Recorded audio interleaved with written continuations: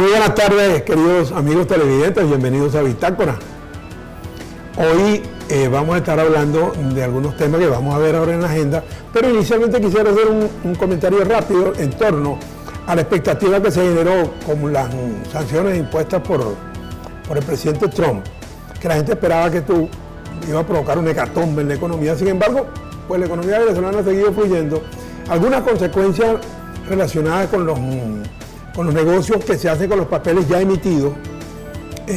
Algunas corporaciones norteamericanas y bancos de inversión no quieren negociarlo, lo cual nos ha bajado un poquito el precio, pero en general el movimiento financiero y económico del país ha seguido fluyendo sin mayores contratiempos, aunque mucha gente dijo, sí, en lo que Trump aplica las sanciones, pues se acabó esto.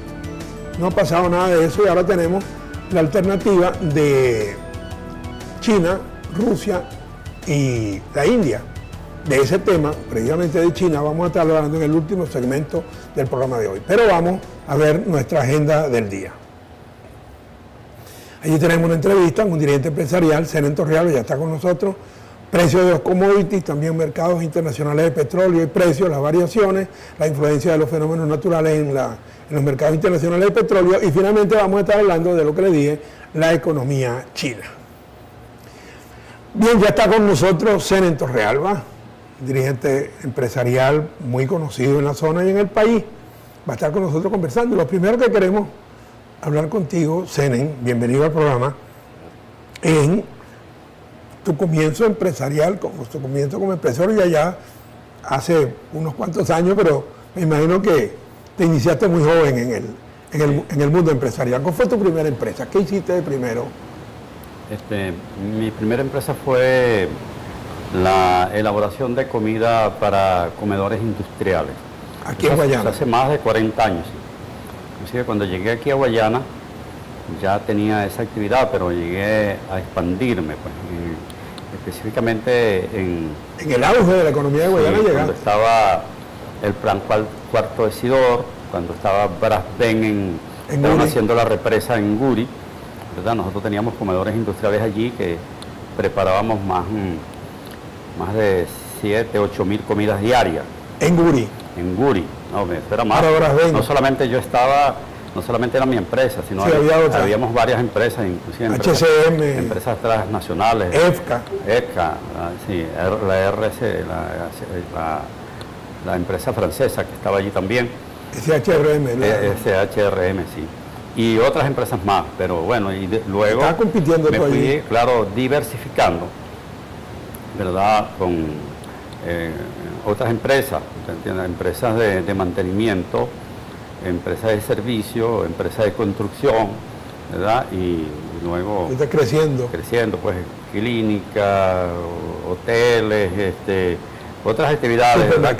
Porque yo creo que el éxito de uno depende en la diversificación económica que tú puedas tener en tus empresas, pues no solamente dedicarte a una actividad, porque a veces la situación económica le afecta a alguna de las empresas, afecta ese renglón, compensas con otra y así te mantienes, pero eso de verdad es un éxito, yo llegué hasta tener panadería, supermercado, tasca, etcétera, todo eso. ¿Y creciste con la región? Sí, ¿verdad? Llegué a tener ya 14 empresas, ¿verdad? Aquí, y todas activas, más de 2.000 trabajadores entre todas esas empresas. Y bueno, eso no solamente aquí, sino también en Anzoátegui y en Estado de Agua. Pero, ¿en Caicara no tuviste? No, Caicara no conozco. Aquí en Bolívar solamente lo que es Guri y aquí el municipio Carolina. O sea, comenzaste como empresario y la inquietud empresarial como gremialista, ¿fue paralela o fue posterior? Sí, paralela, porque cuando yo llego a Guayana, yo me encuentro mi abogado civil y mercantil fue Aristides Maza Tirado y fue mi profesor, fue el que me orientó y me guió en la actividad empresarial. Presidente del Banco Caroní, sí, bueno, accionista, ¿no? Yo soy fundador del Banco Caroní, también accionista, fundador del banco. Entonces todo eso, relaciones a través de Aristides. Aristides estaba para ese entonces como presidente de la Cámara de Comercio de Caroní, ¿verdad? Y entonces yo ingresé, me inscribí en la Cámara como afiliado, luego fui director bueno, luego aspiré a la presidencia por desaveniencia. De eso vamos a hablar porque hay una parte divertidísima. Desaveniencias me expulsaron. Hay una parte divertidísima. Yo me recuerdo mucho en tu carrera que una vez me dijiste, cuando yo tenía mi programa de Radio News, me dijiste, es que me sacan de cámara por la puerta, pero me les meto por la ventana. Sí, es que eso ha sido una lucha muy constante. Pero bueno, fíjate tú, Senen, en esa época en la que Arístides, Gerardo Hogenstein, Nelson Delgado, que fueron presidentes de la Cámara, pues había un presidente y todos estaban unidos. Sí. ¿Qué pasó, Senen? Tú debes saberlo, que vino la fragmentación, cuando los empresarios deberían estar más unidos, vino esa época de la fragmentación y la guerra, la división, porque se dividió la Cámara de Comercio. Es producto justamente de las aspiraciones, porque yo estoy de acuerdo, como no, que hay generaciones de relevo en el mundo gremial empresarial, que también hay que darle paso, pues, claro. ¿entiendes? Pero hay que mantener, como tú dices, la unidad, hay que mantener la imagen, hay que mantener la institucionalidad, el respeto y la lealtad a la institución, que es en muchos casos que no, ahí vienen personas que no tienen un criterio claro, un criterio definido de lo que es un gremio empresarial, a quienes representan, ¿verdad? La imagen que tiene que tener un gremio, como tú lo dijiste, serio, unido, representativo, ¿verdad? Que los empresarios se sientan dignamente representados. Entonces en la Cámara de Caroní, bueno, ha pasado eso. Yo desde el principio no estuve de acuerdo con muchas cosas. Y tú hiciste esfuerzos por limar aspereza. Yo me acuerdo que estuviste jugando allí con un grupo, con el otro, para evitar precisamente que... Eso, y entonces, bueno, eso vinieron. Luego, yo de la Cámara de Caroní, yo como dirigente gremial, bueno, seguí siendo afiliado. Como director me retiré porque no compartí muchas cosas que se hacían allí en la Cámara, pero bueno, eso se discutía internamente. Pero luego me fui también a Caracas, a Concecomercio, en la directiva de Concecomercio, con Aristides Maza, cuando fue presidente de Concecomercio. ¿Tú fuiste parte del directorio de...? Sí, formaba parte del directorio de Concecomercio. También fundé en Caracas la Cámara Nacional de Empresas de Alimentación y Servicios de Venezuela.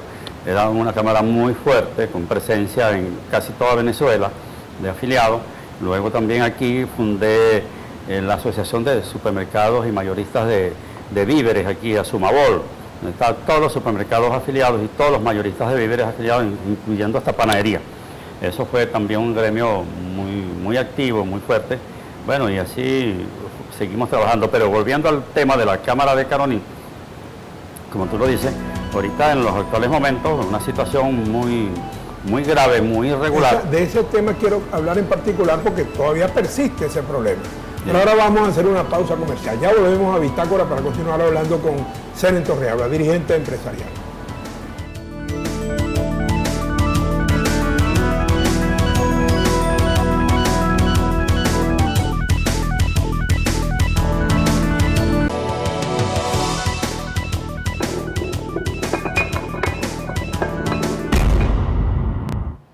Continuamos en Bitácora Industrial conversando con Senen Torrealba, dirigente empresarial, presidente de Villasur. Pero estamos hablando, Senen, de la Cámara de Comercio de Caroní, de ese problema que tú has calificado incluso la directiva como ilegal, irrita, no hubo elecciones. Sí, no hubo elecciones porque hubo una comisión electoral que actuó sin imparcialidad, como tenía que ser, pues tenía que ser imparcial en este caso. A una de las planchas que estaba participando, le faltaba un requisito cuando lo fue a presentar, no le dieron la oportunidad, el derecho a reponerlo, ¿verdad? Sino que de una vez la descalificaron y nombraron la directiva de la otra plancha. Quedó una sola plancha. Quedó una sola plancha. Lógico, eso es ilegal. Es tanto así de que irrita esa directiva actual, ¿verdad? Porque es una directiva, está usurpando una función que no le corresponde.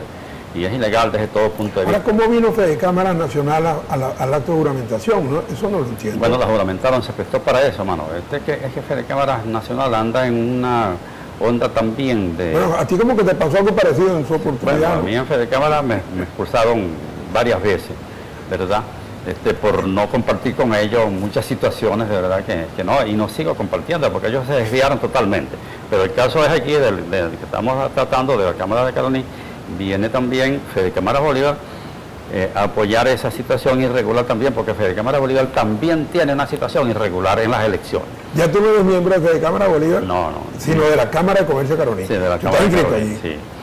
Nosotros nos distanciamos y por esas situaciones fue que nosotros nos distanciamos de Fede Cámara Bolívar. ¿Qué va a pasar, Cene? Porque hay algunos afiliados que están reclamando la situación de la Cámara de Comercio. Fíjate que el registro mercantil de aquí, donde le correspondía registrar el acta de elecciones, no la negó el registro. Y allí ya pasó un oficio donde le negaba al presidente usurpador, vamos a llamarlo así, de la Cámara, que no lo puede registrar porque está en una situación irregular, ¿verdad? Y que le dan 15 días para que inclusive haga su... O sea, el registrador se negó. Ya cuando un registrador se niega porque sabe la situación irregular que hay. Entonces eso tiene ahora la Cámara que convocar a una asamblea extraordinaria, nombrar una comisión electoral, ¿verdad? Para que haya una pregunta, Cenen, en algunos sindicatos ha intervenido el Consejo Nacional Electoral porque los afiliados dicen, como es una elección, y el CNE y el Tribunal Supremo de Justicia han suspendido los procesos y han obligado a reponerlos. Sí. ¿Eso legalmente se puede presentar en un gremio? Se puede presentar. De hecho, en la Cámara de Comercio de Caroní, las elecciones pasadas, hace 2 años, más de 2 años, igual hubo esa situación también. Pero, con tribunales. Exacto, los tribunales. Ahora también se vuelve a repetir esta situación, pero con más irregularidad, con una irregularidad demasiado evidente muy marcada, ¿verdad? Donde hay esta situación. El mismo Fede Cámara, como te dije, Bolívar, es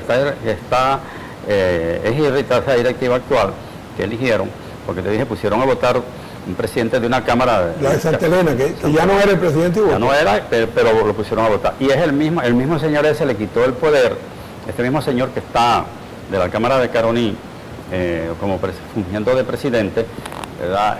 Él mismo cometió esa irregularidad. Es decir, que es una persona que se le ve que frecuentemente está incurriendo en esa irregularidad. Yo te diría que eso son piraterías gremiales. Eso se puede calificar. No hay posibilidad de un arreglo, que tú medies, que algunos empresarios medien en esta situación para ver si...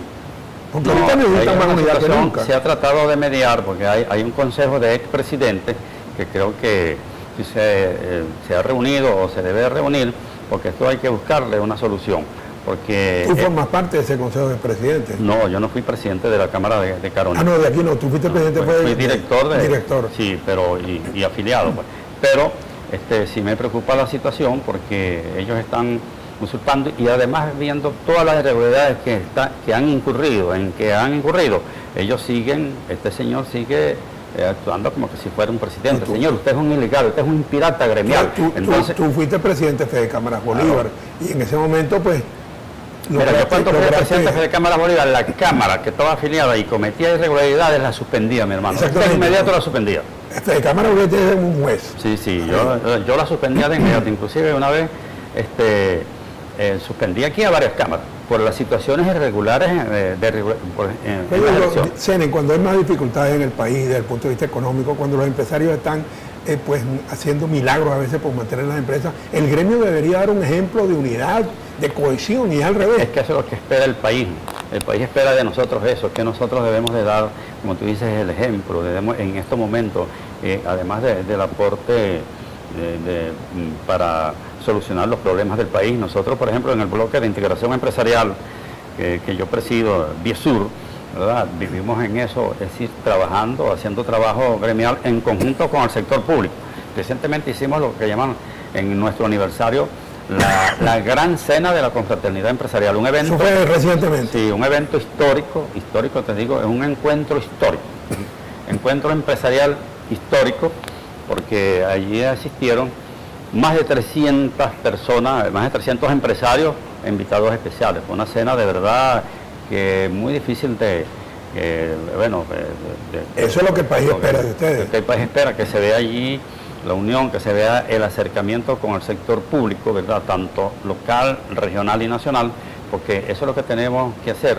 Porque mira, el gobierno solo no puede, en ningún país del mundo se ha demostrado que el gobierno sin el sector privado puede lograr el desarrollo y bienestar social. Y el sector privado solo tampoco puede. Entonces, ¿qué pasa? Tiene que haber una alianza estratégica entre el sector público y el sector privado para trabajar. Para trabajar y sacar adelante el país. Pues, eso es lo que está en medio de las dificultades que tenemos. Esa señal se ha dado desde aquí, desde el Estado Bolívar, ¿verdad? La hemos dado nosotros, ¿verdad? Hemos demostrado que sí se puede. Bueno, hay un acercamiento, tú particularmente has tenido un acercamiento muy importante con el sector oficial, para que el gremio avance, para que la industria avance. Y eso no quiere decir que tienes ningún compromiso político. Yo no, inclusive yo tuve buenas relaciones con el presidente Hugo Chávez, venía, lo invitamos, estuvo también en una cena de nosotros acá, yo me recuerdo el 27 de noviembre, creo que del año 2002, y después venía a otros eventos, lo llevamos a Tumedemo para el tema de la minería, lo trajimos. Tiene que haberlo, o sea, el empresario no tiene color político, la empresa no. Nosotros tenemos que trabajar con el gobierno que esté de turno. El empresario,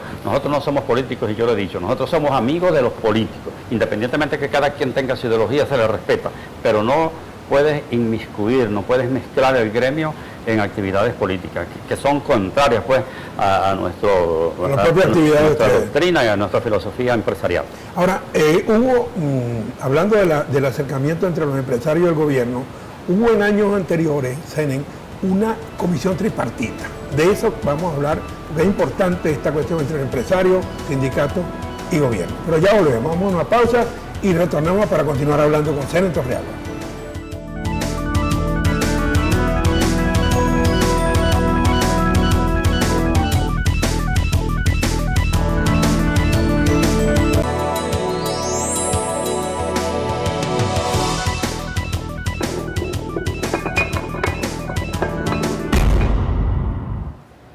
Continuamos conversando con Senen Torrealba, acá en Bitácora.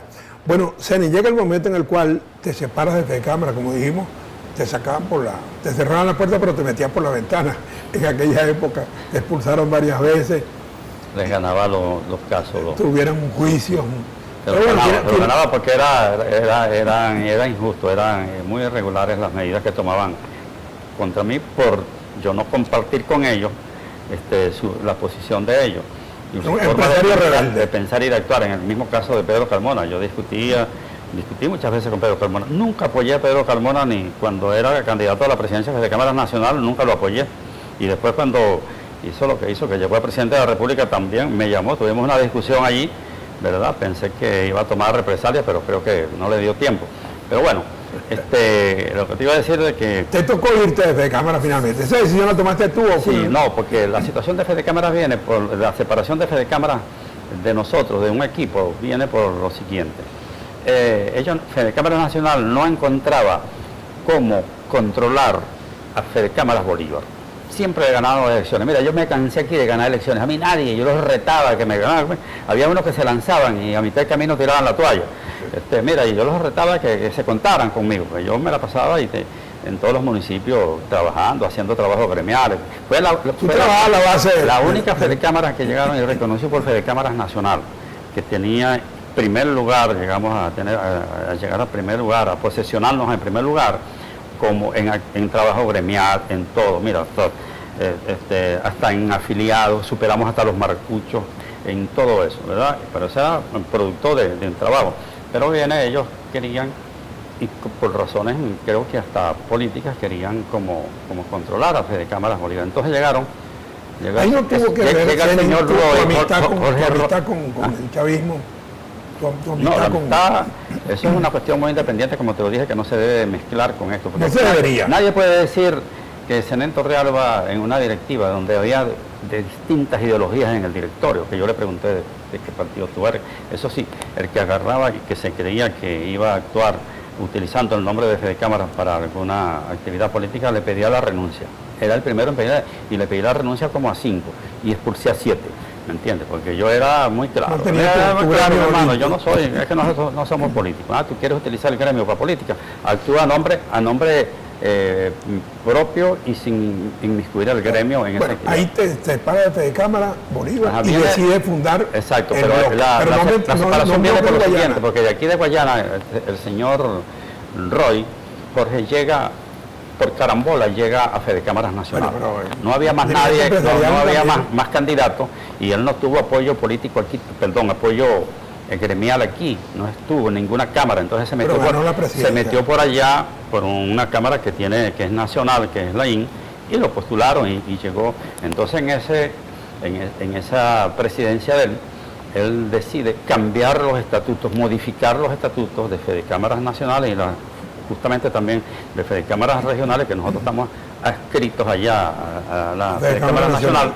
Entonces, para ellos controlar, hace en una forma, en unos estatutos leoninos, unos estatutos excluyentes, para que nosotros no pudiéramos participar más, desafiliaron una cantidad de cámaras. Entonces, para estar afiliado ya era que tenías que una cantidad de requisitos, inscribirte en Caracas, y una cantidad de cosas. Entonces nosotros dijimos, y lo advertimos aquí, si hacen eso, nosotros por supuesto nos vamos a separar y vamos a hacer un gremio aparte. Ahí fue que nace Viesur. Una de las razones que nace Viesur es por eso, y porque también había un vacío aquí de liderazgo en el sector empresarial. No se sentía, las cámaras estaban actuando cada quien por su cuenta, haciendo lo que mejor, lo que podían hacer, ¿verdad? Y sin una institución que aglutinara, que coordinara, que orientara. Que tenía que haber sido Fedecámara. Exacto, lo que tenía que hacer Fedecámara, porque Fedecámara comenzó a decaer, nosotros dejamos Fedecámara y ahí quedó, ahí están enterrados, ahí están desaparecidos. Viesur, no solamente cuando dice el bloque de integración del sur, es Oriente. Nosotros tenemos en todos los estados del suroriente del país, ¿verdad? Y aquí en el estado... Estamos hablando de Sucre, Monaga. Sucre, Monaga, Anzoátegui, Bolívar, Nueva Esparta y el Delta. Delta Macuro, sí. Y en el estado, de los 11 municipios, tenemos presencia en 8 municipios del estado. ¿Tienes cámaras afiliadas prácticamente que no sí, nosotros trabajamos, pues los estatutos de nosotros son tan amplios que tenemos cámaras afiliadas y cámaras aliadas. Estamos en alianza con muchas cámaras, ¿verdad? No es necesario que te puedas aliar. Además, o sea que algunas cámaras no necesitan retirarse de cámaras para... No, pueden estar ahí como aliadas. Y ellos verán allí qué es lo que más les conviene. Es correcto. Igual se pueden afiliar empresas y se pueden afiliar gremios profesionales también a Viesur. Es decir, somos unos estatutos, hicimos unos estatutos muy amplios, ¿verdad? Para eso. Entonces, no como los estatutos de Fedecámara, que son muy excluyentes y muy rígidos. Y también, bueno, hemos venido haciendo un trabajo gremial, que es lo importante, ¿verdad? Nosotros aquí ya hemos hecho encuentros con los brasileros, con los colegas brasileros, es decir, el norte de Brasil, Manaus y Boavista, ¿verdad? Con el tema de la integración y el intercambio comercial. Hemos avanzado en eso bastante, específicamente en el caso de los alimentos. Logramos allá también... ¿Y tuvieron ustedes una participación directa junto con el gobierno regional para canalizar? Tuvimos todo eso, vinieron aquí, hicimos encuentros aquí, vinieron las autoridades de la gobernación de Roraima, de Manaus, y nosotros aquí, el gobernador aquí también, el ministro de Exportación, para ese entonces Farías, fue el año pasado, también participó.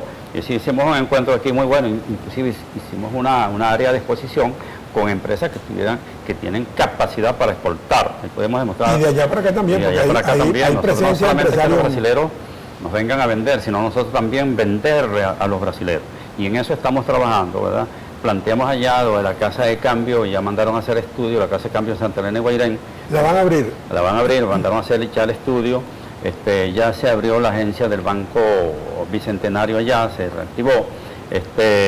También hemos planteado el tema... Eso es con la gestión de ustedes. La gestión nuestra. También estamos planteando el tema de las estaciones de servicio de gasolina, aumentarlas allá en ese municipio de Gran Sabana y en los municipios del sur, ¿verdad? Y igualmente la remodelación del aeropuerto, pues. El aeropuerto lo remodelaron, pero ¿qué pasó? No hay vuelo. Sí, no está operando, ¿me entiendes?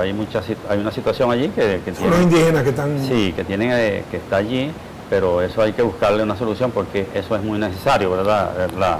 Que el aeropuerto de operativo va a ser difícil que pueda crecer. Sí, entonces nosotros en el sur, el sur hay que verlo como un desarrollo, como un polo de desarrollo, ¿verdad? No solamente para el Estado Bolívar, sino para Venezuela. El sur, hay que verlo, hay que mirarlo así. Por eso es que nosotros hemos venido haciendo un trabajo allá en conjunto con todas las cámaras del sur, excepto una que está un poco desviada porque está influenciada por Fedecámaras Bolívar, una de los que les queda. Fedecámaras Bolívar aquí no tiene gremiado. La gente asocia mucho el Viesur con esa actividad empresarial del sur y económica. ¿Por qué? Porque con el arco minero y otras actividades, ¿verdad?, que van a venir allí, esos municipios generalmente de su actividad económica dependen de la minería, pero le vamos a impulsar también otras actividades como es la siembra de productos para alimentos. Se puede ver con optimismo la economía del sur. Sí, se puede ver. La economía en el sur es un futuro, hay un futuro. De hecho, ya se está viendo que mucha gente se están residenciando allá, están buscando eso como una alternativa. Bueno, muchas gracias, Zeni, por haber estado en el programa en el día de hoy. A ustedes, mi querido amigo, vamos a un corte y ya volvemos para continuar con Bitácora Industrial.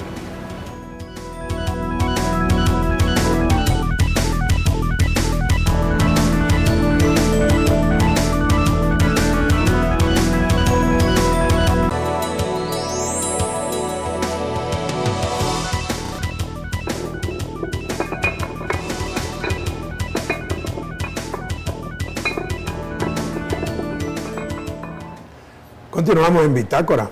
Bueno, los precios esta semana, como siempre en los mercados internacionales, están con variaciones muy pequeñas. Lamentablemente, la economía venezolana está afectada por el fenómeno de la inflación. De esa manera, tenemos estabilidad en los precios internacionales, los commodities varían muy poco, algunas veces por efectos de las estaciones meteorológicas en el hemisferio norte, en el hemisferio sur, es decir, cuando algunos productos de verano, otros productos de invierno, otros productos de otoño, en primavera, algunas variaciones. Pero aunque los commodities mantienen su precio, vamos a ver las listas ahora, la lista semanal, allí lo tenemos. Ustedes pueden ver en los productos, sobre todo de alimentos, azúcar, arroz, trigo, maíz, sorgo, caraota, el aceite de soya, aceite de girasol, son precios, el café, que son más o menos estables. La inflación en Venezuela provoca precios elevadísimos, una inflación que algunas agencias estiman en 1000% este año. Entonces, por eso varían los precios. Pero, como aquí analizamos semanalmente el comportamiento de los precios de los commodities, ustedes ven que más o menos son estables. Las variaciones son a veces de centavos, algunas veces un par de dólares. En la lista semanal varió el precio del aluminio, 2.118 dólares, pero de todas maneras quiero decirles que 2.114, 2.118, 2.120 es un excelente precio para el aluminio. Lamentablemente nosotros tenemos un costo muy elevado, pero las grandes reductoras del mundo están haciendo un gran negocio. Hay reductoras que producen aluminio incluso por debajo de $1.000. Estarían ganando 2.000 y pico de dólares de utilidad. La onza de oro tuvo un pequeño salto, una pequeña baja de $10, pero no es significativo. Nosotros vamos a empeñar oro probablemente antes de fin de año, de manera que pues nos conviene que el oro tenga un precio excelente. Por cierto que empeñamos oro hace un poco más de un año y ahora tenemos que pagar, ahora a final de año, el mes que viene, tenemos que pagar ese préstamo. Si no lo pagamos, el banco que tiene el oro empeñado se va a quedar con el metal. Afortunadamente hemos mandado alrededor de 1.000 toneladas de oro alrededor de 2 toneladas de oro para el Banco Central y bueno, algo es algo. Vamos a ver ahora el precio del petróleo. Allí tienen los precios del petróleo. West Texas en 50. Fíjense algo particular en esta lista, ¿no? Algo que es inusual, ¿no? Venezuela 50-30, West Texas 50-54. Regularmente, el petróleo West Texas, que es un petróleo dulce, muy liviano, siempre debe estar por encima del petróleo venezolano. Estamos a la par. Eso es inusual y seguramente la semana que viene se va a corregir. El Brent en 56, la semana pasada estuvo bordeando los 60 y los OPEC en 54-74. ¿Qué está pasando en el mercado petrolero mundial? Bueno, el presidente Maduro está en Rusia, estuvo en Turquía, está tratando de lograr un consenso para prolongar el acuerdo. Se vence en marzo el acuerdo de recorte y lo llevarían hasta julio.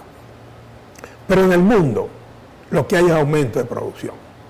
La propia OPEP, ahora en el mes de septiembre, subió la producción. Y entonces nosotros lo que teníamos que preguntar es cómo la OPEP sigue haciendo esfuerzos por recortar cuando su propia producción aumenta.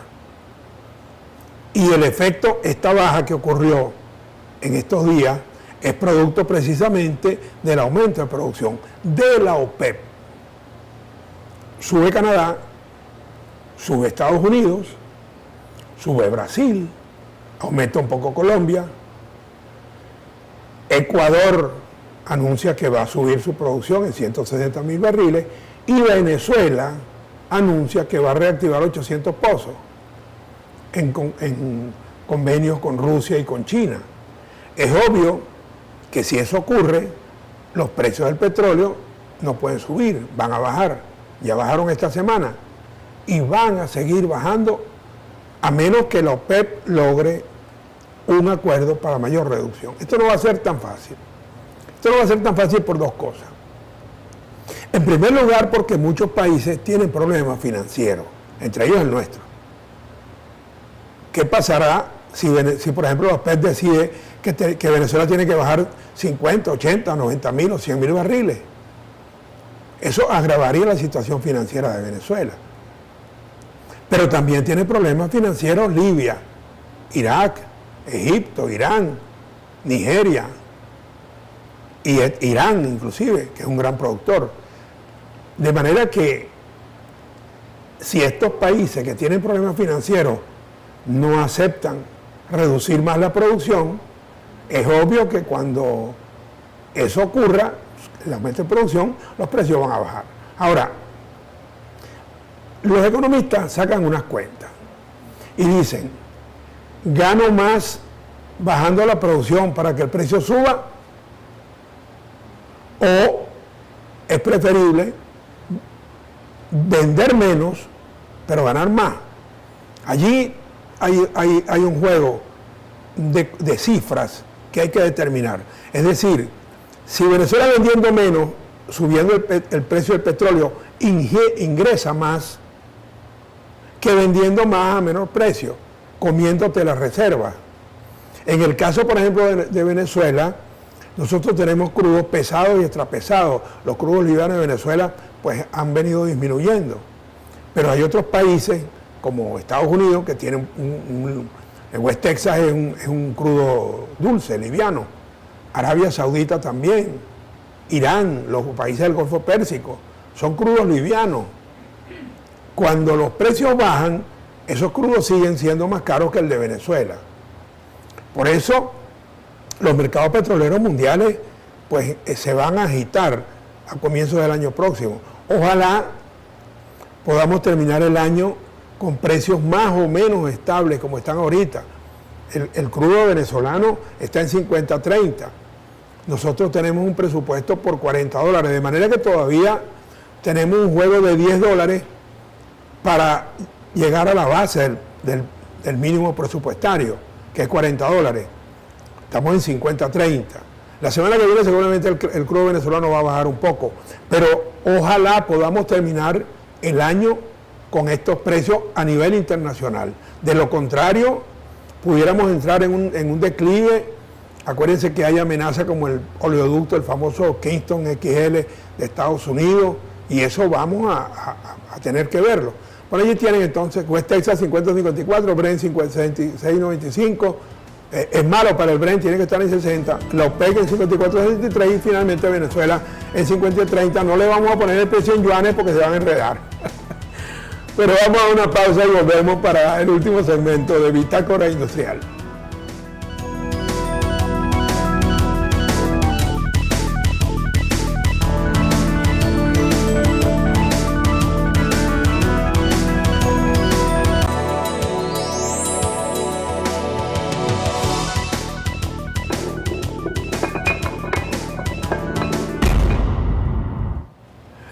Continuamos en Bitácora Industrial. Bueno, esta semana que va a terminar, hubo un encuentro en Moscú, una cumbre mundial de energía en donde se analiza básicamente el gas. Ahí estuvo el presidente Maduro y también estuvo el ministro de Petróleo, Eulogio del Pino. Precisamente en atención a lo que estábamos hablando antes del corte, la OPEP necesita incluir a otros países en el acuerdo de recorte. El ministro Eulogio del Pino se reunió con el ministro de Petróleo de Egipto, tratando de que se incorpore Egipto, como otras naciones productoras. El ministro de Petróleo de Egipto dijo, a propósito de la invitación que le hizo el ministro venezolano Eulogio del Pino, dijo, bueno, Egipto y otros países se sumarían al acuerdo de recorte cuando las condiciones financieras se lo permitan. Fíjense ustedes bien, ya eso lo había dicho el ministro ruso, Alexander Novak. Dijo, Rusia se sumará al acuerdo cuando las condiciones se den, y lo hizo el año pasado. Ahora lo dice el ministro de Petróleo de Egipto. Dice, Egipto y otras naciones, dijo, se sumarían al acuerdo de recorte cuando sus condiciones financieras se lo permitan. De manera que por ahora Egipto no se va a meter en el acuerdo, pero el ministro de Egipto se está refiriendo también a otros países, incluso de la OPEP, que están ya, pues si se quiere, protestando, quejándose de que prolongar el acuerdo de recorte les va a crear problemas financieros. Estamos hablando de países que tienen realmente dificultades. Gracias a Dios, nosotros todavía no los tenemos graves. Pero en otros países hay serios problemas financieros que tienen relación con el petróleo, que es, como en el caso nuestro, su único producto de exportación. De manera que no va a ser fácil que la OPEP logre, en primer lugar, prolongar desde el 31 de marzo hasta julio el acuerdo de recorte. Y mucho menos probable que haya otros países que acepten sumarse al acuerdo, y aún casi imposible que los países que están recortando acepten un aumento de la cifra de recorte. En el caso nuestro son 95.000 barriles. Eso es importante para Venezuela. Pero ahora vamos a pasar entonces a la economía china. Siempre les digo que vamos a tener que empezar a familiarizarnos con la economía china, porque ya por lo menos el precio en dólares del crudo venezolano se está expresando en yuanes. En bitácora ustedes lo van a ver, en bitácora en primicia lo van a ver en dólares y en yuanes. Probablemente también tengamos que familiarizarnos un poco con la economía rusa, pero con la economía china. Nosotros, algunos analistas venezolanos y políticos, sobre todo oposición, dicen que vamos a terminar no dolarizando la economía venezolana, sino yuanizándola, es decir, expresando todo en yuanes. China es una de las primeras economías del mundo, va camino a ser la primera. Esta semana, China redujo el encaje bancario 1,5 puntos. Es decir, estaba en 17, lo puso en 15,5. Solo con bajar el encaje bancario, China está inyectando 700.000 millones de yuanes en finanzas a la banca para que le otorgue créditos a la pequeña y mediana industria. Fíjense ustedes, 700.000 millones de yuanes, que son 120.000 millones de dólares, solo bajando el encaje bancario. Los bancos chinos, con estos recursos, estos 120.000 millones de dólares, van a otorgarle crédito a la pequeña industria, a la mediana industria, a un interés del 4.5%. Por cierto, cuando estaba haciendo Torrealba en el programa, le hice ese comentario y me dijo, imagínate tú, en China uno paga 4.5% y aquí pagas el 23%. Por eso la economía china sigue creciendo. Ahora, los chinos, el gobierno chino, controla el crecimiento de la economía. No conviene que la economía crezca mucho. Conviene que crezca por lo menos a la par de la población. Si un país, la población crece al 3% y la economía crece al 1%, obviamente es un país que se está empobreciendo. Hay mayor cantidad de gente y menor economía. Por eso en el caso de China, los economistas que dirigen la política del gobierno están enfriando el crecimiento de China. Y esto tiene una relación directa con el consumo de petróleo. Al aumento de petróleo, de la producción petrolera en muchos países, hay que sumarle lo que China deja de consumir porque su gobierno quiere que la economía no crezca tanto. Los chinos pueden tener un gobierno comunista, pero el comportamiento de la economía de China no tiene nada que ver con comunismo. Fíjense cómo manejan las cifras, cómo manejan el crecimiento, cómo van dirigiendo la nave de la economía china a puerto seguro. No dan un paso sin medirlo. Están recortando el encaje bancario, es verdad, pero al mismo tiempo subieron de 3 a 4.5 los intereses. De manera que el crecimiento de la economía china sea absolutamente controlado por su gobierno. El impacto de la economía china en la economía venezolana va a ser importante, como lo está haciendo también la economía rusa. Venezuela está ligando el éxito de la economía china y el éxito de la economía rusa y el éxito de la economía de la India, porque obviamente, tarde o temprano, las sanciones de Estados Unidos van a tener un impacto en la economía venezolana. Y en ese momento el gobierno venezolano necesita del apoyo de las economías de la India, de China y de Rusia, porque no tenemos acceso a los mercados financieros internacionales de otros países. Y la presencia de la banca de inversión norteamericana es muy importante en el mundo.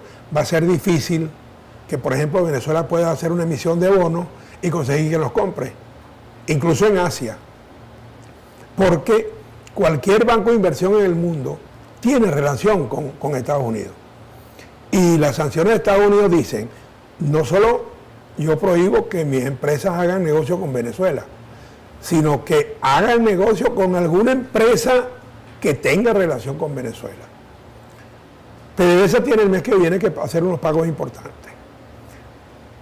Está poniéndose a prueba la solidaridad de los gobiernos amigos. Cuando Venezuela tenga que hacer los pagos el mes que viene, si no tiene liquidez vamos a estar en problemas. Estamos hablando de 5.000, 6.000 millones de dólares que tienen que pagar entre noviembre y diciembre, octubre, noviembre y diciembre. ¿Qué va a pasar si Venezuela no tiene esos recursos? Allí vamos a tener pues que poner a prueba la solidaridad, como dije, de China, Rusia y la India. Bien, llegamos al final del programa, les agradezco mucho su sintonía, les expreso mi deseo porque pasen un buen fin de semana. Ya la semana que viene serán las elecciones de gobernadores y vamos a ver cómo va todo. Pero disfruten este fin de semana, cuídense mucho y nos vemos el próximo viernes.